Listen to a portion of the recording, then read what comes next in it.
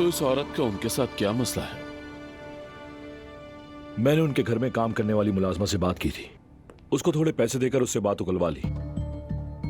फिर उसकी बेटी ने किसी लड़के के साथ इमाम निकाह किया। पहले पर्दा नहीं करती थी, लेकिन निकाह के बाद हिजाब पहन लिया। फिर औरत पागल हो गई। उसे बुरा भला भी कहा। देखो तो जरा उस ज़ैनब को, ये जानकर अच्छा लगा। वो कह रही थी कि तुम्हें टीवी पर लेकर आऊंगी। अब खुद बुरा फंसने वाली है। अब क्या करना है बॉस? चैनल जाओ, किसी को फांसो।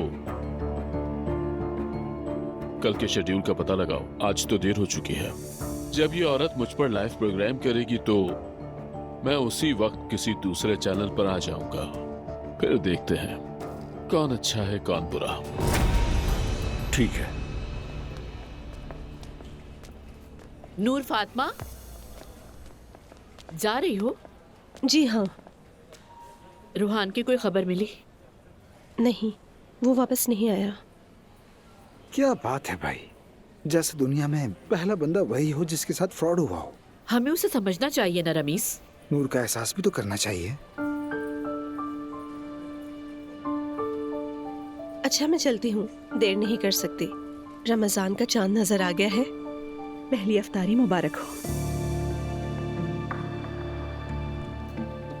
कितनी मासूम है, हमें रोजे की मुबारकबाद थी। उसने प्यार से मुबारकबाद दी या ये कहना चाहा कि तुम रोजा क्यों नहीं रख रहे? समझ नहीं आया मुझे। देख रहा हूँ जब से इस ईमेल का मामला हुआ है तुम्हें हर बात बुरी लगने लगी है। प्लीज रमीज, मुझे कुछ याद मत दिलाओ। तुम भूल भी गई। वैसे थैंक्स कि तुमने नूर को कुछ नहीं बताया। ये तो तुम्हारे घर का प्राइवेट मैटर है, लेकिन कोई राज नहीं जो छुपाया जा सके। मेरा मकसद छुपाना नहीं है इसको, बस जल्द से जल्द इस गलती को ठीक करना है Rameez. See you. See you. ठीक है, रोजा मुबारक।